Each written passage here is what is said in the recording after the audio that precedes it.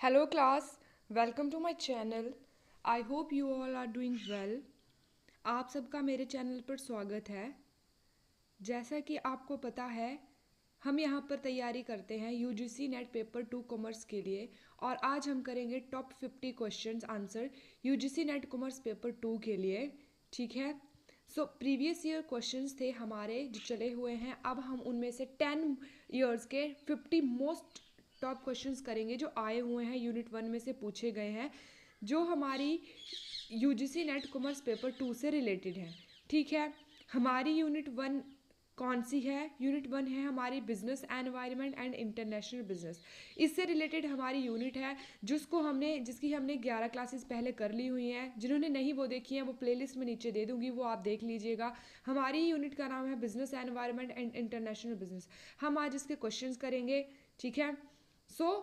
उनमें से आपके एटलीस्ट 40 क्वेश्चन ठीक होने चाहिए, क्योंकि हमने इसको बहुत डिटेल में पढ़ा है, इसके बारे में हमें डिटेल में नॉलेज है। और आपके जो हैं इसमें से 50 में से 40 या 45 क्वेश्चन तो ठीक होने चाहिए। ठीक है, तो चलिए शुरू करते हैं आज का फर्स्ट क्वेश्चन। आज का फर्स्ट क्वेश्चन है हमारा, फॉरेन डायरेक्ट इन्वेस्टमेंट इन्वॉल्व्स। क्या क्वेश्चन है? Foreign direct investment involves. तो फॉरेन डायरेक्ट इन्वेस्टमेंट क्या इन्वॉल्व करती है? क्या ये इंटेंजिबल गुड्स को इन्वॉल्व करती है, या टेंजिबल गुड्स को इन्वॉल्व करती है, ह्यूमन रिसोर्स को इन्वॉल्व करती है, या इंटेलेक्चुअल प्रॉपर्टी को इन्वॉल्व करती है?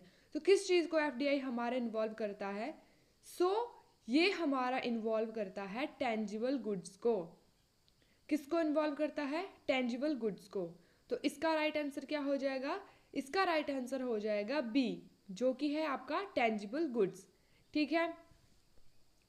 क्या है कि फॉरेन डायरेक्ट इन्वेस्टमेंट क्या इन्वॉल्व करता है? तो टेंजिबल गुड्स को इन्वॉल्व करता है, जिसको आप देख सकते हो, छू सकते हो, उसको आप टेंजिबल गुड्स बोलते हो, जो आपका एफटीआई इन्वॉल्व करता है। और एफपीआई में आपकी सर्विसेज भी आ जाती हैं, टेंजिबल एंड इंटेंजिबल गुड्स भी आपकी आ जाती है, human resource and intellectual property आप एफपीआई में कर सकते हो, लेकिन एफटीआई में आपका टेंजिबल गुड्स को ही इन्वॉल्व किया जाता है। ठीक है। नेक्स्ट क्वेश्चन देख लेते हैं। International trade brings developing countries in contract with.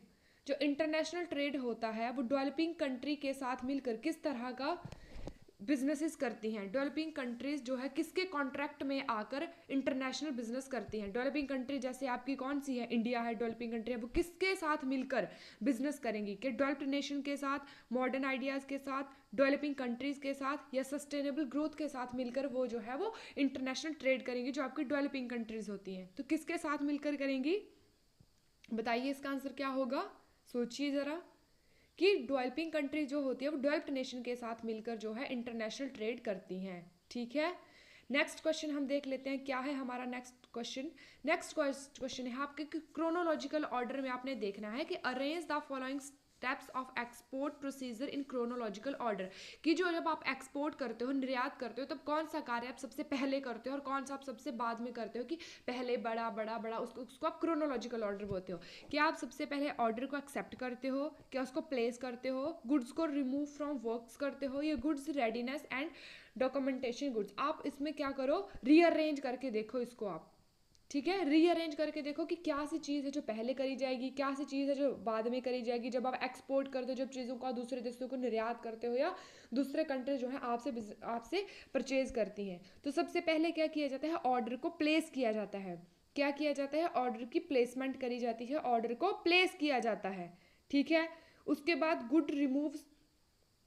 Goods उसके बाद ऑर्डर को एक्सेप्ट किया जाता है, उसके बाद रेडीनेस करी जाती है, और उसके बाद गुड्स को रिमूव किया जाता है। तो किस तरह की क्रोनोलॉजिकल बनती है? सबसे पहले 2 आएगा, फिर 1 आएगा, फिर आपका 4 आएगा, फिर आपका 3 आएगा। तो देखिए कौन से ऑप्शन को ये मैच करता है आपका?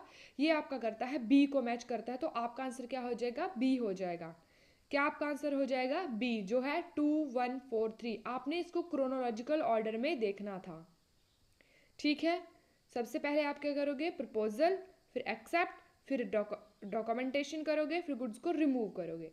ठीक है। हमारा फोर्थ क्वेश्चन देख लेते हैं। Investors are FDI are. जो एफडीआई करते हैं इन्वेस्टर, वो किस तरह के इन्वेस्टर होते हैं आपके? क्या आपके एक्टिव होते हैं, नॉन एक्टिव होते हैं, बोथ होते हैं, या नन ऑफ द अबव होते हैं? तो कैसे होते हैं आपके जो एफडीआई के इन्वेस्टर होते हैं? हमने इसको बहुत डिटेल में डिफरेंस के अंदर पढ़ा था, जो आपकी एफडीआई का और एफपीआई का डिफरेंस पढ़ा। तो हमने पढ़ा था कि एफडीआई के इन्वेस्टर हमारे एक्टिव होते हैं। कैसे होते हैं? सक्रिय होते हैं, जो आपकी ओनरशिप में भाग लेते हैं और कंट्रोल भी करते हैं, और इनके पास वोटिंग राइट्स भी होते हैं। और नॉन एक्टिव आपके कौन से होते हैं? एफपीआई होते हैं आपके नॉन एक्टिव, और एक्टिव आपके एफटीआई होते हैं। ठीक है, आपको अच्छे से समझ में आ गया होगा। नेक्स्ट क्वेश्चन हमारा आता है, foreign investment can be made through which of the following routes. जो आपका फॉरेन इन्वेस्टमेंट की जाती है वो कौन से रूट से कर सकते हो? फॉरेन इन्वेस्टमेंट आप किस तरह से कर सकते हो? क्या आप फॉरेन इन्वेस्टमेंट को फॉरेन डायरेक्ट इन्वेस्टमेंट के थ्रू कर सकते हो, जिसको आप एफटीआई बोलते हो? क्या आप फॉरेन इन्वेस्टमेंट एफपीआई के थ्रू कर सकते हो, जिसको आप फॉरेन पोर्टफोलियो इन्वेस्टमेंट बोलते हो? ठीक है। क्या आप प्राइवेट इक्विटी इन्वेस्टमेंट के थ्रू कर सकते हो? क्या आप फॉरेन वेंचर कैपिटल इन्वेस्टर के थ्रू कर सकते हो? तो ऑप्शंस को देखो और ये देखो कि किस तरह से आप जो है इन्वेस्टमेंट, फॉरेन इन्वेस्टमेंट को आप कर सकते हो, कौन सा रूट आप अपनाओगे जब आप इन्वेस्टमेंट करोगे। तो देख लेते हैं इसका कौन सा ऑप्शन आपका हो जाएगा। देखिए, सोचिए ज़रा कौन सा ऑप्शन आपको लग रहा है। तो एफडीआई तो आप करते हो, एफपीआई भी आप करते हो, एंड आप फॉरेन वेंचर कैपिटल इन्वेस्टर भी करते हो। तो आपका ऑप्शन 3 हो जाएगा, जिसमें 1, 2 एंड 4 आपका ऑप्शन इसका आंसर हो जाएगा। नेक्स्ट क्वेश्चन देख लेते हैं, World Bank provide loan to the member country. ठीक है, अब जो आपका वर्ल्ड बैंक है वो मेंबर कंट्रीज को लोन प्रोवाइड करवाता है, लेकिन किस तरह प्रोवाइड करवाता है? फ्रॉम ओन फंड्स, अपने उसके पास कुछ फंड्स होते हैं, या वो बोरो करता है, या वो गारंटी के थ्रू करता है, या ऑल ऑफ द अबव करता है। तो जो आपका वर्ल्ड बैंक होता है वो फंड्स के थ्रू भी करता है, बोरोइंग के थ्रू भी करता है, गारंटी के थ्रू भी करता है। तो इसका आंसर हो जाएगा ऑल ऑफ द अबव। क्या आंसर हो जाएगा? All of the above. कि वर्ल्ड बैंक अपना आपका तीनों प्रकार से जो है आपको लोन प्रोवाइड करता है। किसको करता है? मेंबर कंट्रीज को, जो इसकी मेंबर कंट्रीज होती हैं। नेक्स्ट क्वेश्चन हमारा है, who may be governor of IMF. अब आईएमएफ का गवर्नर कौन हो सकता है? Governor of central bank of private country. क्या governor of central bank of private country ये हो सकता है? President of a particular country, कोई ये कंट्री है उसका प्रेसिडेंट, कोई भी कंट्री का प्रेसिडेंट वो हो सकता है। तो ये तो नहीं हो सकता है। क्या दोनों हो सकते हैं? या एक भी नहीं होगा। तो इसका आपका आंसर हो जाएगा governor of central bank of private company. ठीक है, प्राइवेट कंट्री। तो ये हो जाएगा आपका। नेक्स्ट क्वेश्चन आपका आता है, board of executive director of IMF may be appointed for. तो board of executive director IMF में जो आपका इंटरनेशनल मॉनेटरी फंड है, कितने टाइम के लिए अपॉइंट किया जाता है? क्या 6 साल के लिए किया जाता है? क्या 2 साल के लिए किया जाता है? क्या 8 साल के लिए किया जाता है? या आपका इसमें से कोई नहीं? तो क्या आपका आंसर हो जाएगा? आपका आंसर इसमें से हो जाएगा, बताइए। आपका आंसर हो जाएगा 2 ईयर्स। जो आईएमएफ में अपॉइंट किए जाते हैं एग्जीक्यूटिव डायरेक्टर, वो 2 ईयर्स के लिए आपके जो है वो अपॉइंट किए जाते हैं। ठीक है, नेक्स्ट क्वेश्चन देखते हैं, the companies having businesses in a large number of countries around at present are called. जो कंपनियां जो होती हैं आपकी वो लार्ज कंट्रीज में, या मतलब एक से ज़्यादा कंपनीज के अंदर वो बनती हैं, ये एक से ज़्यादा कंपनीज के अंदर अपना बिजनेस को चलाती हैं, उसको आप क्या बोलते हो? क्या आप उसको टीएनसीज बोलते हो, ट्रांजिशनल कॉरपोरेशंस बोलते हो, या मल्टीनेशनल कॉरपोरेशंस बोलते हो, या ग्लोबल कॉरपोरेशन बोलते हो, या मल्टीनेशनल एंटरप्राइजेस बोलते हो? तो क्या आप बोलते हो जो आपकी एक से ज़्यादा देशों के अंदर, एक से ज़्यादा कंट्री के अंदर बिजनेसेस करती हैं, तो आप उसको क्या बोलते हो? आप उसको बोलते हो मल्टी नेशनल कॉरपोरेशन, जिसको आप बोलते हो एमएनसीज। क्या बोलते हो? एमएनसीज। तो जब भी आपके पास ऐसा क्वेश्चन पूछा जाएगा, आप इसका आंसर दोगे एमएनसीज, जिसके बारे में हमने प्रीवियस क्लासेस में पढ़ा है। जिन्होंने क्लासेस नहीं देखी है वो पहले क्लासेस को भी देख ले, प्लेलिस्ट में इसकी डिस्क्रिप्शन में दे दूंगी। नेक्स्ट क्वेश्चन देखते हैं, Bretton Woods conference resulted into the establishment of which of the following. जो आपकी ब्रेटन वुड्स कॉन्फ्रेंस हुई थी, जो न्यू हैम्पशायर में हुई थी, उस टाइम पे कौन सी 2 चीज़ें थी जो बनकर आई थी? कौन से जो 2 आपके इंस्टीट्यूट थे वो बनकर आए थे? ब्रेटन वुड्स कॉन्फ्रेंस आपकी हुई थी, न्यू हैम्पशायर में हुई थी, 1944 में हुई थी, जिसमें आपके 44 कंट्रीज ने भाग लिया था। उसमें से आपकी 2 इंस्टीट्यूशन बनकर आए थे। तो कौन कौन से वो इंस्टीट्यूशन थे आपके? आईएमएफ एंड आईडीए था, आईबीआरडी एंड आईएफसी था, आईडीए एंड एडीबी था, या आईएमएफ एंड आईबीआरडी था? तो कौन सा था जो ब्रेटन वुड्स समझौते में आपका बना था? तो वो था आपका इसमें से ऑप्शन नंबर 4। कौन था? ऑप्शन नंबर 4 जो कि है आपका IMF एंड IBRD। जो आपका IBRD है, करंटली आप इसको वर्ल्ड बैंक के नाम से जानते हो। करंटली आप इसको कौन से नाम से जानते हो? वर्ल्ड बैंक के नाम से जानते हो। जो आपका अभी वर्ल्ड बैंक है वही ब्रेटन वुड्स समझौते में IBRD आपका पहले बना था। पहले IBRD बना था, उसके बाद उसको वर्ल्ड बैंक बना दिया गया था। तो IMF एंड वर्ल्ड बैंक जो थे वो दो आपके पास ऐसे इंस्टीट्यूशन थे जो आपके ब्रेटन वुड्स कॉन्फ्रेंस के अंदर बने थे, जिसका रिजल्ट आपका क्या हुआ था कि IMF एंड IBRD को इस्टेब्लिश किया गया। ठीक है, नेक्स्ट क्वेश्चन हमारा 11 है, इसको देखते हैं क्या है। Which among the following is not an international economic institution? Which among the following is not an international economic institution? तो इसमें से कौन सा है जो आपका इंटरनेशनल इकोनॉमिक इंस्टीट्यूशन नहीं है? IMF है, ये तो आपने पढ़ा है, IBRD भी आपने पढ़ा है, ADB आपने पढ़ा है, लेकिन IFSR जो है, IFRS जो ये नया कॉन्सेप्ट है, तो ये आपका जो है इंटरनेशनल इंस्टीट्यूशन नहीं है। नेक्स्ट क्वेश्चन है, which one is not an international organisation? इसमें से ऐसी कौन सी है जो आपकी इंटरनेशनल ऑर्गेनाइजेशन नहीं है? क्या वो सार्क है, क्या वो ASEAN है, क्या वो आसियान है, क्या वो CBDT है? तो सार्क एंड आसियान के बारे में तो आपने पढ़ा है, ये तो आपकी इंटरनेशनल ऑर्गेनाइजेशन है ही। और ASEAN ये भी आपका कुछ ऐसा ही लग रहा है कि इंटरनेशनल ऑर्गेनाइजेशन। अब आप यहाँ से एलिमिनेशन मेथड लगाओगे, जब आप CBDT पढ़ोगे तो CBDT का आपके पास फुल फॉर्म निकल के आएगी central board of direct taxes. क्या आएगी? Central board of direct taxes. तो CBDT क्या करता है आपका, जो एक कंट्री के अंदर जो है वो टैक्सेस लगाता है। अगर ये टैक्सेस लगाता है तो ये तो आपका इंटरनेशनल ऑर्गेनाइजेशन नहीं हुई, वो तो एक ही कंट्री के अंदर आई। ठीक है, CBDT का मतलब होता है central board of direct taxes. तो ASEAN जो है वो इसका पार्ट हो गया, वो आपका इंटरनेशनल ऑर्गेनाइजेशन होगी, लेकिन CBDT जो है वो आपका इंटरनेशनल ऑर्गेनाइजेशन नहीं है। तो आपका ऑप्शन D हो जाएगा, जो कि है CBDT, जो कि है central board of direct taxes, जो आपकी एक इंटरनेशनल ऑर्गेनाइजेशन नहीं है। ठीक है, समझ में आ रहा है आपको? आपके इसमें से 45 क्वेश्चन ठीक होने चाहिए, 40 से 45। नेक्स्ट क्वेश्चन हम देखते हैं, विच one is not an objective of IMF? इसमें से कौन सा है जो IMF का ऑब्जेक्टिव नहीं है? कौन है जो IMF का ऑब्जेक्टिव नहीं है? इसको अच्छे से पढ़ो और बताओ कि कौन सा है। To promote international monetary corporation, क्या ये है? To ensure balanced international trade, तो इंटरनेशनल जहां पर आ रहा है इंटरनेशनल मॉनेटरी में, वो तो आएगा ही, इंटरनेशनली तो ये करता है, ये तो आपका होगा ही। उसके बाद थर्ड ऑप्शन आपके पास आता है, to finance productive efforts according to peace time recruitment. क्या आता है? The finance productive efforts according to peace time requirement. Last आता है, तो आपका क्या, ये आपको डिफरेंट लग रहा है ना, सो आपका ऑप्शन क्या हो जाएगा? C, to ensure exchange rate stability, ये भी ये करता है, इंटरनेशनल मॉनेटरी को ये कॉर्पोरेशन को प्रमोट करता है, बैलेंस इंटरनेशनल ट्रेड करता है, एक्सचेंज रेट स्टेबिलिटी को ये करता है। सो आपके ABCABD तो आपका हो जाएगा, लेकिन आपका जो अलग सा है वो है C, तो ये आपका ऑप्शन C आंसर हो जाएगा। नेक्स्ट क्वेश्चन आता है, the components of WTO are. अब इसमें से आपको ये बताना है कि WTO के कंपोनेंट इसमें से कौन से हैं। क्या मिनिस्ट्रियल कॉन्फ्रेंस है, डिस्प्यूट सेटलमेंट बॉडी है, डायरेक्टर जनरल है? सो क्या लग रहा है? मिनिस्ट्रियल कॉन्फ्रेंस आ जाएगा, डिस्प्यूट सेटलमेंट बॉडी है, डायरेक्टर जनरल है, तो इसका आंसर क्या हो जाएगा? All of these. All of these इसका आंसर हो जाएगा। ठीक है, सभी ही हैं। नेक्स्ट क्वेश्चन आता है, out of the following which one is not related with WTO? इसमें से कौन सा है जो आपका WTO से रिलेटेड नहीं है? तो ट्रिम्स ये तो आपने पढ़े ही हैं, मिनिस्ट्रियल कॉन्फ्रेंस ये तो आपने अभी अभी पढ़ा कि ये WTO से रिलेटेड है। तो आपका अलग सा कौन सा आता है? TRAI, जो आपका WTO से रिलेटेड नहीं है। ठीक है, क्या है वो? TRAI, जो आपका WTO से रिलेटेड नहीं है। आपका ऑप्शन हो जाएगा यहाँ पर ऑप्शन D, जो आपका WTO से रिलेटेड नहीं है। ट्रिप्स और ट्रिम्स के बारे में तो आपने पढ़ा था, ये तो आपके WTO के एग्रीमेंट्स है।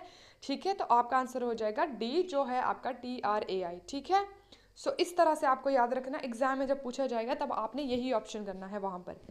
नेक्स्ट क्वेश्चन है, which of the following are modes of service supply of GATS? Firstly आपको पता होना चाहिए कि गेट्स क्या है। गेट्स आपका एक एग्रीमेंट है जिसका फुल फॉर्म है generally agreement of trade and services. तो अब आपको बताना है इसमें से कौन सा ऐसा मोड है जो गेट से रिलेटेड है, सर्विसेज सप्लाई करता है सर्विसेज को। तो क्या सर्विसेज को कंज्यूम करता है अब्रॉड? क्रॉस बॉर्डर सर्विस आप दे सकते हो, यस, तो आप दोनों ही चीज़ें कर सकते हो। तो आपका ऑप्शन हो जाएगा सी, जो कि है बोथ ए एंड बी, जो है consumption abroad and cross border, जो है वो ये आपके ऑप्शंस हो जाएंगे। नेक्स्ट क्वेश्चन है majority of developed countries have dash in their BOP, कि जो मेजॉरिटी ऑफ डेवलप्ड कंट्री होती है, विकसित देश होते हैं, उनके पास मेजॉरिटी में बैलेंस ऑफ पेमेंट किस तरह का होता है? क्या उनका बैलेंस ऑफ पेमेंट घाटे का होता है? क्या उनका बैलेंस ऑफ पेमेंट संतुलन का होता है? क्या उनका बैलेंस ऑफ पेमेंट सरप्लस का होता है? क्या इनमें से कोई नहीं? तो मेजॉरिटी ऑफ डेवलप्ड कंट्रीज का अब आपकी बात की जा रही है। डेवलप्ड कंट्रीज होती है विकसित कंट्रीज, क्या उनका डेफिसिट है, इक्वालिटी है, सरप्लस है, या कोई भी नहीं है? तो इसका आंसर क्या हो जाएगा? इसका आंसर हो जाएगा आपका सी, जो कि है सरप्लस। डेवलप्ड कंट्री का जो बीओपी होता है वो ऑलवेज सरप्लस में होता है। मेजॉरिटी का मतलब होता है मैक्सिमम, जो होता है वो आपका सरप्लस में ही होता है, ठीक है। सो ये आपको अच्छे से समझ में आ गया होगा कि जब भी आपसे ये क्वेश्चन पूछा जाएगा आप उसको करोगे सरप्लस में।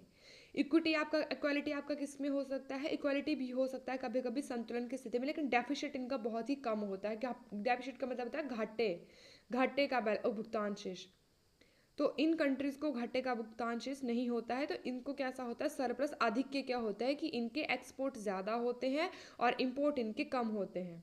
नेक्स्ट क्वेश्चन हमारा आता है की करेंसीज एक्सेप्टेबल इंटरनेशनली आर, ऐसी कौन सी करेंसीज है जिसको इंटरनेशनली आप एक्सेप्ट करते हो? कोई भी बिजनेस जो होता है वो इंटरनेशनली इसके अंदर किया जा सकता है। तो यूएस डॉलर में, यूके पाउंड में, बोथ के अंदर, या नन ऑफ द अब। तो किस में किया जा सकता है आपका? ऐसी कौन सी करेंसी है जिसको इंटरनेशनली आप एक्सेप्ट कर सकते हो? तो वो है आपकी यूएस डॉलर। कौन सी है? US dollar. जो अमेरिकन डॉलर है उसको आप इंटरनेशनली एक्सेप्ट करते हो करेंसीज के रूप में। इसमें कोई भी कंट्री जो होता है इजीली ट्रेडिंग कर सकती है, ट्रेड कर सकती है, व्यापार कर सकती है, तो इसको आप बोलते हो इंटरनेशनली करेंसी, भी आप यूएस डॉलर को बोलते हो, ठीक है। सो आपका आंसर हो जाएगा यहाँ पर ए। क्या आपके क्वेश्चन सही हो रहे हैं? क्या आप सही आंसर लगा रहे हो? तो इसको भी कमेंट में बताइएगा। नेक्स्ट आपका आता है the World Bank provide long term loans for various development project of duration. जो आपका वर्ल्ड बैंक होता है ना, वो वर्ल्ड बैंक आपका कितने सालों के लिए अपने मेंबर कंट्री को किसी भी प्रोजेक्ट के लिए कितनी मनी आपको देता है? सॉरी, मनी नहीं देता है, कि कितने सालों के लिए आपको लोन प्रोवाइड करके देता है, जो आपका कौन होता है? World bank. वर्ल्ड बैंक अपनी मेंबर कंट्री को कितने टाइम ड्यूरेशन के लिए जो है वो लोन प्रोवाइड करता है? 15 से 20 ईयर के लिए, 10 से 30 ईयर के लिए, 3 से 15 ईयर्स के लिए, या नन ऑफ द अबव? तो क्या हो जाएगा? आपका आंसर हो जाएगा ए ऑप्शन, जो है 5 से 20 सालों के लिए वर्ल्ड बैंक जो होता है अपने मेंबर कंट्रीज को लोन प्रोवाइड करता है। कितने ईयर्स के लिए? 5 to 20 ईयर्स। सो ये आपका आंसर यहाँ पर हो जाएगा, ठीक है, 5 to 20 ईयर्स। नेक्स्ट क्वेश्चन हमारा आता है ब्रुनई दार सलम। जो आपका ब्रुनई दारुसलम है, ठीक है, ये आपकी जगह का नाम है, ये आपकी कंट्री का नाम है, ब्रुनई दारुसलम ज्वाइंड आशियान ऑन। तो इसने जो है आशियान को कब ज्वाइन किया था, या आशियान के अंदर ये कब इसने पार्टनरशिप करी थी? जो आपका ब्रुनई दारुसलम है, ये आपके पास एक कंट्री है, इस कंट्री ने आशियान को कौन से ईयर में जो था वो ज्वाइन किया था? क्या 23 जुलाई 1997 को किया था? क्या 8 जनवरी 1984 को किया था? 30 अप्रैल 1999 को किया था, या नन ऑफ दीज? तो इसका आंसर आपका क्या हो जाएगा? सी ऑप्शन हो जाएगा, जो है 30 अप्रैल 1999 को ब्रुनई दारुसलम ने आशियान को ज्वाइन किया था। कब किया गया? 30 अप्रैल 1999 में। सो ये आपको याद रखना है, ये आपके क्वेश्चन जो हैं सभी प्रीवियस ईयर्स में आए हुए हैं। अपनी मर्जी का इसमें कोई भी क्वेश्चन नहीं है। जो प्रीवियस 10 ईयर्स में आपसे क्वेश्चन पूछे गए हैं वो ऐसे ही क्वेश्चन पूछे गए हैं। नेक्स्ट क्वेश्चन आपका आता है which of the following bodies are of IMF. इसमें से कौन सी बॉडी है जो आईएमएफ से रिलेटेड है, आईएमएफ की बॉडी है? तो कौन सी है? Board of governor, executive board, board of director, all of these. क्या है? बोर्ड ऑफ डायरेक्टर है, एग्जीक्यूटिव बोर्ड है, बोर्ड ऑफ गवर्नर है। तो इसका आंसर क्या हो जाएगा? Board of governor. इसका आंसर क्या हो जाएगा? Board of governor. तो जो आपकी आईएमएफ की बॉडी है वो कौन सी है? बोर्ड ऑफ गवर्नर की इसकी बॉडी है। बोर्ड ऑफ गवर्नर है ना। सो ठीक है, ये आपका क्वेश्चन है था कि which of the following bodies are of IMF, तो कौन सी है? Board of governor, executive board, board of director, कौन सी है? Board of governor. आपका आंसर हो जाएगा ए। यहाँ पे जिसने ए आंसर के ऊपर टिक किया है उसका आंसर सही है, जिसने सोचा है कि ए है, ए आपका सही आंसर है। ठीक है, कंफ्यूज नहीं होना है क्वेश्चंस में आपने, ठीक है। जो आपको फर्स्टली आपका पास ऑप्शन आ रहा है आप उसको करिए, आपको लग रहा है गलत है तो और प्रैक्टिस कीजिए क्वेश्चंस की। नेक्स्ट क्वेश्चन हम देख लेते हैं। The World Bank began its operation in, World Bank ने अपने ऑपरेशन मतलब कार्यकारी कार्य कब शुरू किया था, एक्चुअल में उसने काम कब शुरू किया था, इसके बारे में हमने बहुत डिटेल में वर्ल्ड बैंक जब हमने पढ़ा था उसमें हमने किया था। जिन्होंने प्रीवियस क्लासेस नहीं देखी है, मैं बार बार बोल रही हूँ, प्रीवियस क्लासेस को अच्छे से देख लीजिए, ठीक है। सो क्या हो जाएगा? जून 1946, क्या इसका आंसर हो जाएगा? जून 1946 में वर्ल्ड बैंक ने अपना कार्य जो है, ऑपरेशन जो है वो शुरू किए थे, ठीक है। नेक्स्ट क्वेश्चन आपका आता है, association institution of World Bank are, जो आपके इंस्टीट्यूशन है वर्ल्ड बैंक के वो कौन कौन से? हमने वर्ल्ड बैंक के 3 इंस्टीट्यूशन के बारे में पढ़ा था, ठीक है। अब आपको वो याद है या नहीं है, ये आपको देखना पड़ेगा कि कौन कौन से 3 इंस्टीट्यूशन थे जो हमने वर्ल्ड बैंक के बारे में पढ़े थे। हमने इसकी प्रीवियस क्लास में पढ़ा हुआ है, जिन्होंने प्रीवियस क्लास नहीं देखी है वो प्रीवियस क्लास को ज़रूर करके देख लें। इसका मैं डिस्क्रिप्शन बॉक्स में इसका आपको जो प्लेलिस्ट है उसका लिंक दे दूंगी। तो आईएमएफ जो है वो वर्ल्ड बैंक का इंस्टीट्यूशन नहीं है, क्योंकि ये खुद है एक इंस्टीट्यूशन है, इंटरनेशनल इंस्टीट्यूशन जो फंड प्रोवाइड करती है। तो बच गया आपके पास आईडीए, आईएफसी, इसके बारे में हमने वर्ल्ड बैंक के बीच में पढ़ा था। तो आपका ऑप्शन हो जाएगा बोथ ए एंड बी। जिसने भी डी ऑप्शन किया है उसका ऑप्शन सही है। क्या ऑप्शन आपका हो जाएगा? Both A and B. तो आईएमएफ जो है आपका इसका आंसर नहीं है, सी आपका कट हो जाएगा एंड ए एंड बी आपका इसका ऑप्शन हो जाएगा। अब आपको इसमें से देखना है विच वन इज ऑड। जो आपके पास ये ऑप्शंस दिए गए हैं आपको इसमें से देखना है कौन सा ऑप्शन है आपका जो आपका इसमें से ऑड है। ऑड का मतलब होता है कि डिफरेंट लग रहा है आपको। फर्स्ट ऑप्शन है इकोनॉमिक पॉलिसीज।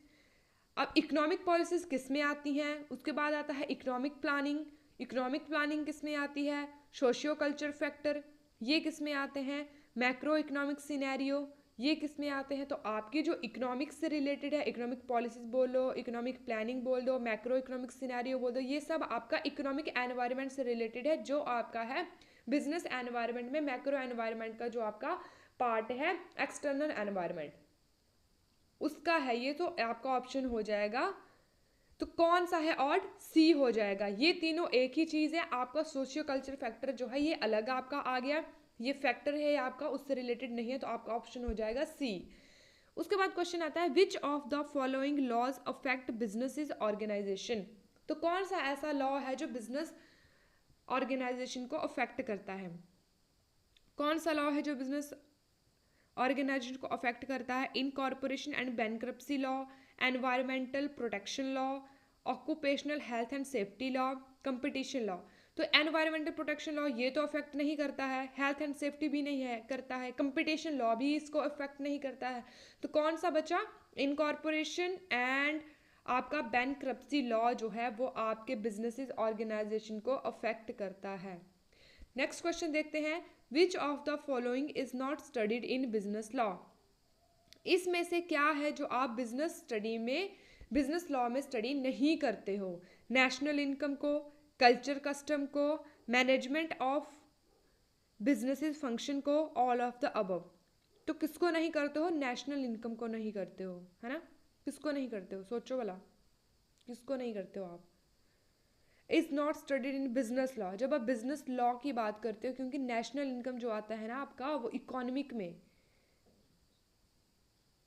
आता है, ठीक है। कल्चर और कस्टम को तो हम इसमें करते हैं, मैनेजमेंट बिजनेस फंक्शन भी करते हैं, लेकिन नेशनल इनकम को हम इसमें जो है वो स्टडी नहीं करते हैं। तो आपका ऑप्शन हो जाएगा ए। नेक्स्ट क्वेश्चन हम देख लेते हैं, विच of the following is not a form of business environment. इसमें से ऐसा कौन सा पार्ट है जो आपका बिजनेस एनवायरनमेंट का फॉर्म नहीं है, बिजनेस एनवायरनमेंट से रिलेटेड नहीं है? तो क्या नहीं है? Partnership, monopoly trade, joint capital company, employees. तो पार्टनरशिप जो है आपका ये भी आपका जो है वो बिजनेस एनवायरनमेंट से रिलेटेड है। मोनोपोली ट्रेड भी आपका एनवायरनमेंट से रिलेटेड है, बिजनेस से रिलेटेड है। जॉइंट कैपिटल कंपनी, ये भी आपका बिजनेस से रिलेटेड है। लेकिन आपका जो ऑप्शन आता है एम्प्लॉयज़ जो होता है आपका, वो बिजनेस एनवायरनमेंट से रिलेटेड नहीं है। सो आपका ऑप्शन यहाँ पर हो जाएगा डी। आपका ऑप्शन डी यहाँ पर सही हो जाएगा। ठीक है, ऑप्शन डी जिसने किया है उसका आंसर सही है। समझ में आया? तो partnership, monopoly trade, joint capital company, ये इसका नहीं होगा, इसका आंसर हो जाएगा डी। नेक्स्ट क्वेश्चन हम देख लेते हैं। Dash is are the main feature of business environment. इसमें से कौन सा है जो बिजनेस एनवायरनमेंट का मेन फीचर है? कौन है जो बिजनेस एनवायरनमेंट का मेन फीचर है? Moving, uncertainty, both and none of this. तो आपका जो बिजनेस एनवायरनमेंट होता है वो चलता भी रहता है, मूव भी करता है, एंड अनसर्टेनिटी भी उसमें बनी रहती है। अनसर्टेनिटी उसमें क्यों बनी रहती है? क्योंकि आपका जो बिजनेस एनवायरनमेंट वो फ्यूचर के लिए भी प्रिडिक्शन करता है, तो फ्यूचर आपका अनसर्टेन होता है, इसलिए इसमें अनसर्टेनिटी बनी रहती है। तो आपका आंसर यहाँ पे क्या हो जाएगा? बोथ हो जाएगा। सी आपका आंसर हो जाएगा, ए एंड बी। आपका जो बिजनेस एनवायरनमेंट होता है वो मूविंग भी होता है एंड अनसर्टेन भी होता है, अनिश्चित भी होता है। नेक्स्ट क्वेश्चन आप देख लेते हैं। हम देख लेते हैं, result of technological environment in business environment is. जब आप बिजनेस एनवायरनमेंट करते हो ना, और उसमें आपका मैक्रो एनवायरनमेंट जो होता है, मैक्रो एनवायरनमेंट में आपका एक पॉइंट आता है जिसको आप बोलते हो टेक्नोलॉजिकल एनवायरनमेंट। तो टेक्नोलॉजिकल एनवायरनमेंट का रिजल्ट क्या आपका आएगा?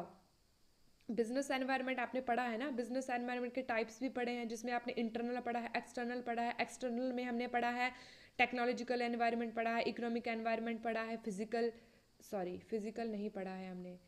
हमने कौन सा पढ़ा है? नेचुरल पढ़ा है, और हमने ग्लोबल पढ़ा है, और पॉलिटिकल पढ़ा है, लीगल पढ़ा है। सो ये आपके क्या हैं? आपके एक्सटर्नल एनवायरनमेंट के पार्ट हैं। तो वहीं पर आपने देखना है कि जो आपका टेक्नोलॉजिकल एनवायरनमेंट है बिजनेस एनवायरनमेंट में, उसका रिजल्ट क्या है। क्या वो ई कॉमर्स है, क्या वो ई बैंकिंग है, या वो दोनों है, या वो कुछ भी नहीं है? तो क्या आ जाएगा आपका आंसर? आपका आंसर हो जाएगा सी। आपका ऑप्शन आपका जो है वो आपका आंसर हो जाएगा, क्योंकि टेक्नोलॉजिकल एनवायरनमेंट के माध्यम से आप ई कॉमर्स भी करते हो और ई बैंकिंग भी करते हो। तो आपका आंसर हो जाएगा बोथ ए एंड बी। आपका आंसर हो जाएगा सी। ठीक है, तो इसके माध्यम से आप ई कॉमर्स भी करते हो और ई बैंकिंग भी आप करते हो इसके माध्यम से। ठीक है, नेक्स्ट क्वेश्चन है आपका 30। आपका क्या क्वेश्चन है? विच policy helps the modifying investment structure of an economy. जब आप इकोनॉमी में आप इन्वेस्टमेंट करते हो या इन्वेस्टमेंट स्ट्रक्चर को, कौन सी पॉलिसी है जो इन्वेस्टमेंट स्ट्रक्चर को मॉडिफाई कर सकती है, उसको फेरबदल उसमें कर सकती है? तो मॉनेटरी पॉलिसी तो आपकी मनी से रिलेटेड है, वो तो नहीं करेगी इन्वेस्टमेंट को। बजट भी नहीं करेगा, क्योंकि बजट भी आपका एक साल के लिए बनता है, उसमें भी इन्वेस्टमेंट से लेना देने। फॉरेन ट्रेड पॉलिसी है, ये ट्रेड पॉलिसी है भी इन्वेस्टमेंट को नहीं करती। अगर आपकी एफडीआई होता तो हो सकता है उसको मॉडिफाई करता। तो आपके पास कौन सा ऑप्शन बच जाता है? Fiscal policy. तो आपका आंसर क्या हो जाएगा? Fiscal policy. ठीक है, क्या आपका आंसर हो जाएगा? Fiscal policy. आपका आंसर यहाँ पर राइट हो जाएगा। ठीक है, नेक्स्ट क्वेश्चन हमारा है, which of the following is not an way to implement CSR by organisation.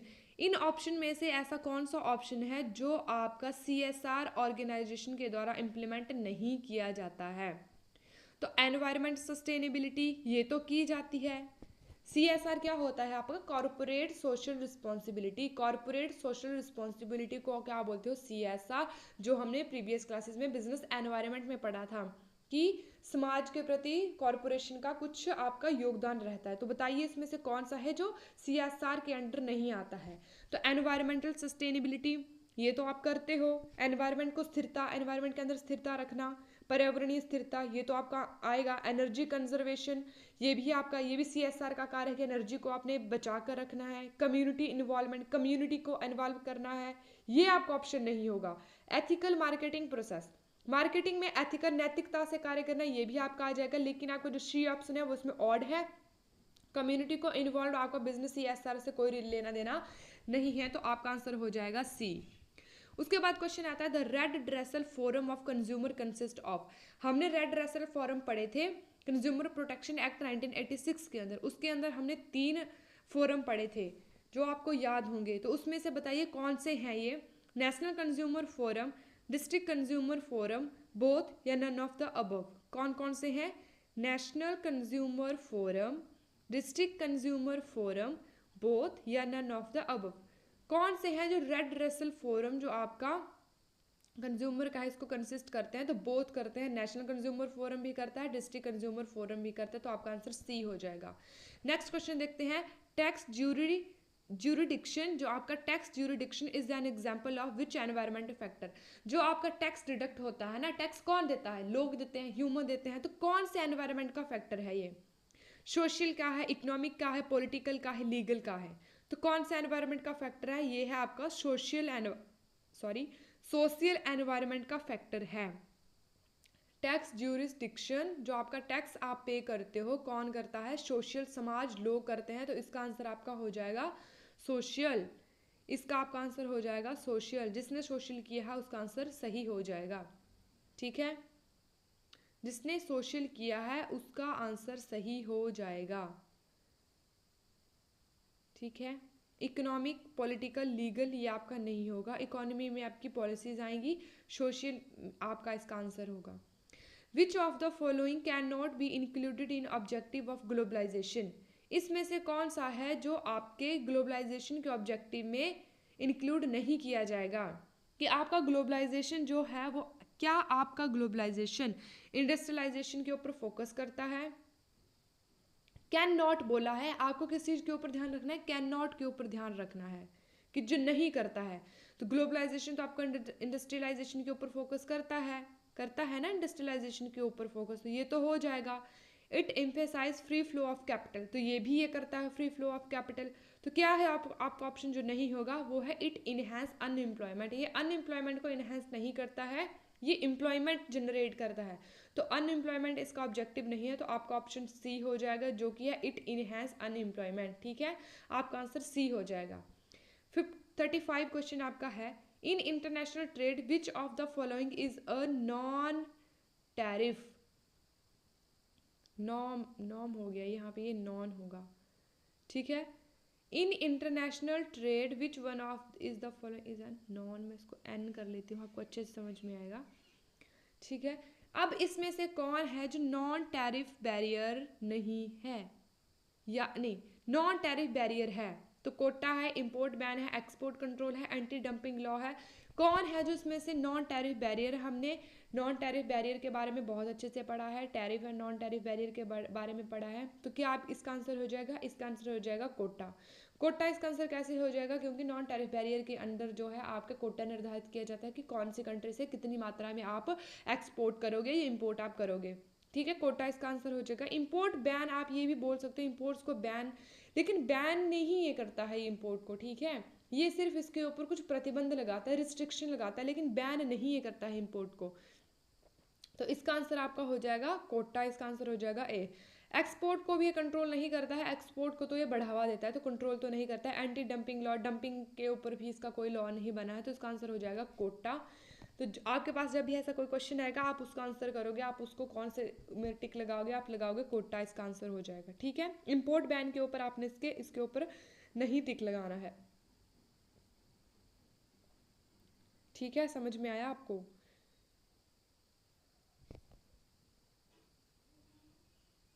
Next question हमारा आता है, which of the following can be cost of home countries. अब जो आपकी होम कंट्रीज होती हैं उसके लिए कौन सी इसमें से जो है वो कॉस्ट हो सकती है। अब कॉस्ट होम कंट्री कौन सी होती है, होम कंट्री आपकी वो होती है जहाँ पर कंपनी का रजिस्ट्रेशन, जहाँ पर कंपनी होती है, जहाँ की कंपनी मूल हुई होती है। अब उस कंपनी के लिए कॉस्ट कौन सी होगी, रिस्क फॉर पॉलिटिकल चेंज, जब वो दूसरी कंट्री के अंदर जाएगी तो वहाँ पर पॉलिटिकल चेंज तो कुछ होगा, उसका रिस्क तो उसको बियर करना पड़ेगा, ये तो उसके लिए कॉस्ट हुई, ये उसके लिए कॉस्ट हुई, तो इसका ऑप्शन यही हो जाएगा। क्यों यही हो जाएगा ना, रिस्क फॉर पॉलिटिकल चेंज, जब एक कंपनी है दूसरी कंट्री के अंदर जाएगी वहाँ पर उसको पॉलिटिकल चेंज का सामना करना पड़ेगा, तो इसके लिए उसको कुछ ना कुछ कॉस्ट बियर करनी पड़ेगी, ये उसके लिए क्या होगी, कॉस्ट हो गई। एक्सेस टू मार्केट, ये तो उसके लिए बेनिफिट हो गया कि मार्केट में उसको एक्सेस मिल रहा है, मार्केट में उसको जाने का मौका मिल रहा है। वहीं पर रिड्यूस कॉस्ट प्रोडक्शन, जब आप, तो ये इसका आंसर हो जाएगा रिस्क फॉर पॉलिटिकल चेंज। वहीं एक्सेस मार्केट, ये इसके लिए बेनिफिट हो जाएगा। रिड्यूस कॉस्ट ऑफ प्रोडक्शन, अगर कॉस्ट ऑफ प्रोडक्शन आपकी कम होती है तो उससे आपको प्रॉफिट होगा, तो इसका आंसर क्या हो जाएगा, ए हो जाएगा। 37 आपके पास आता है the BOP is compose of 2 accounts there. जब आपका बैलेंस ऑफ पेमेंट बनाया जाता है उसके लिए आपके 2 प्रकार के अकाउंट्स बनाए जाते हैं। वो कौन कौन से अकाउंट्स होते हैं जो आपके 2 प्रकार के अकाउंट BOP में बनाए जाते हैं? एक कैपिटल अकाउंट, एक करंट अकाउंट। हमने इन दोनों के बारे में पढ़ा है तो उसका आंसर हो जाएगा बोथ। कैपिटल अकाउंट बनाया जाता है, एक करंट अकाउंट बनाया जाता है जब आप बैलेंस ऑफ पेमेंट बनाते हो, जिसमें आपके लोन आने या जाने या कोई भी कुछ भी आपने कैश रिलेटेड मूवमेंट करी है तो उसको उसमें रिकॉर्ड रखा जाता है। नेक्स्ट क्वेश्चन आता है the capital account consist of. अब जो आपका कैपिटल अकाउंट है उसमें क्या चीज आती है? कैपिटल अकाउंट कंसिस्ट ऑफ, किस चीज का कंसिस्ट होता है आपका कैपिटल अकाउंट? लोन्स का, इन्वेस्टमेंट का, अदर ट्रांजैक्शन, फाइनेंशियल एसेट्स का, या ऑल ऑफ द अबव। तो किसका होता है capital account? Loans. Capital account में किसको रखा जाता है? लोन्स को। तो इसका आंसर क्या हो जाएगा? ऑप्शन ए इसका आंसर हो जाएगा। इसका आंसर हो जाएगा A, option A, loans. Next question आपका आता है which of the following is not BOP। इसमें से कौन सा है जो आपका बैलेंस ऑफ पेमेंट नहीं है?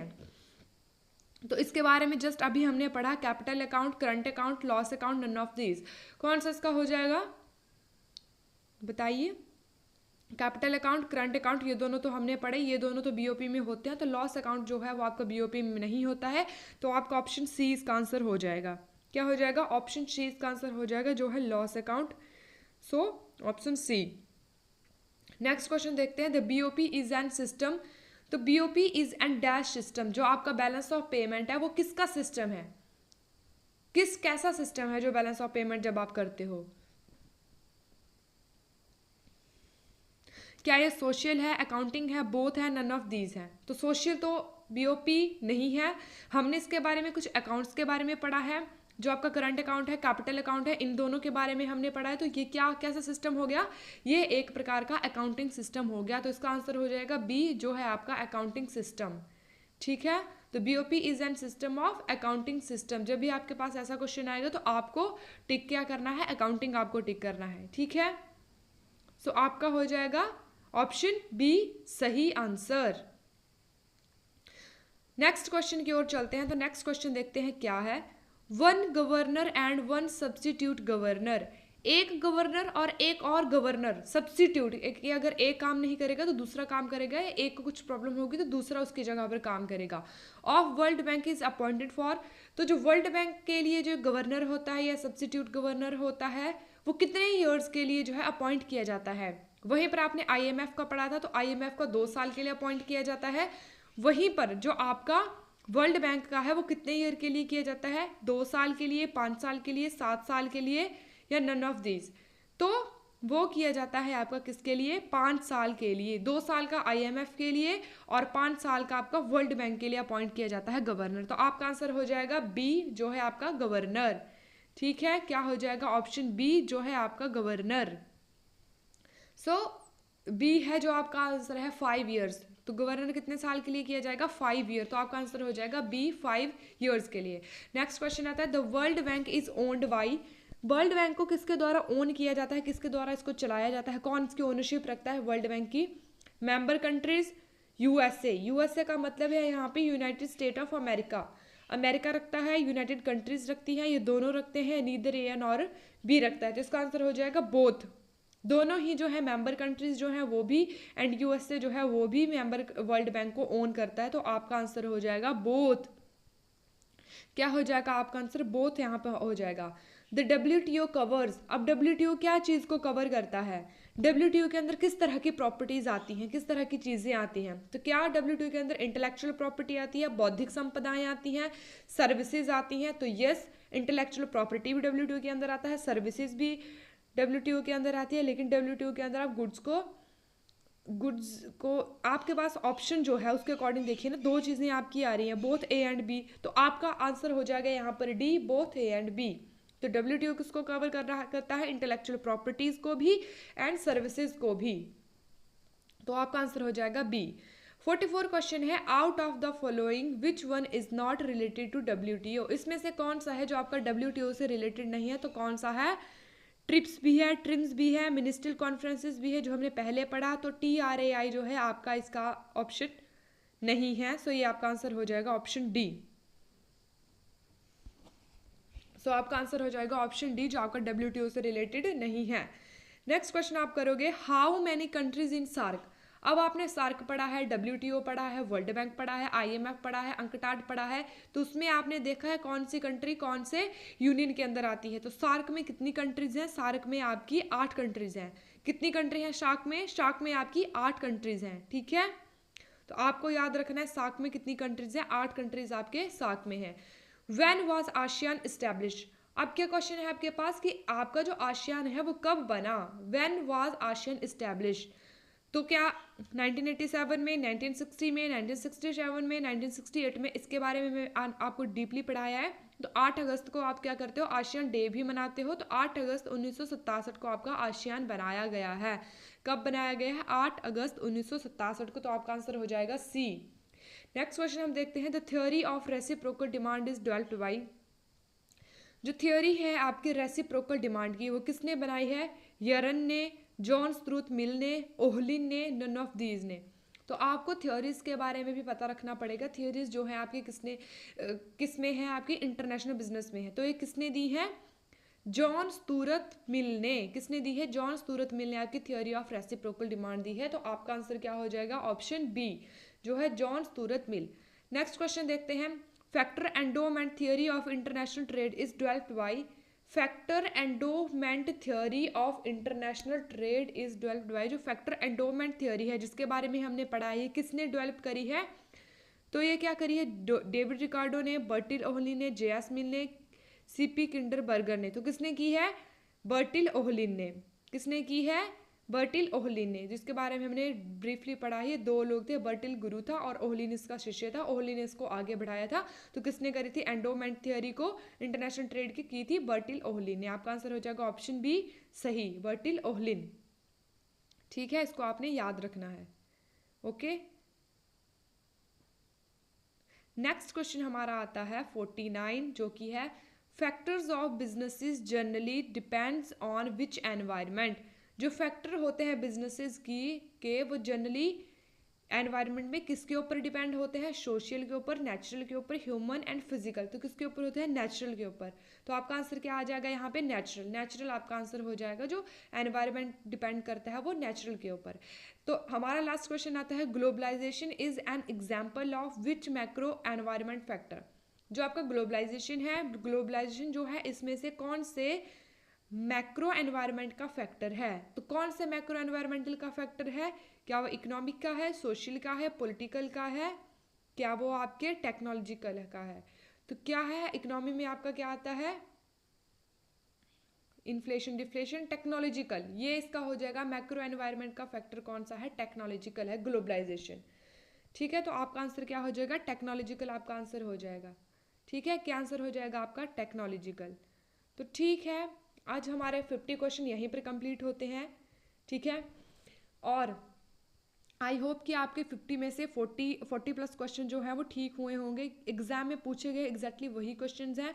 इसके बाद हम नेक्स्ट यूनिट 2 स्टार्ट करेंगे, या 2 या 3 कोई भी नेक्स्ट यूनिट अब हम स्टार्ट करेंगे। ठीक है, सो आई होप कि आपको अच्छा लगा होगा, पसंद आया होगा। इन क्वेश्चंस को आप अच्छे से पढ़िएगा, दोबारा से आपको जो क्लासेस प्रीवियस हैं उनको देखिएगा, ताकि आप अच्छे से और भी बेहतर कर पाओ। ठीक है, thanks for watching, like, share and subscribe if you are really like the session. Thank you so much. Subscribe the channel.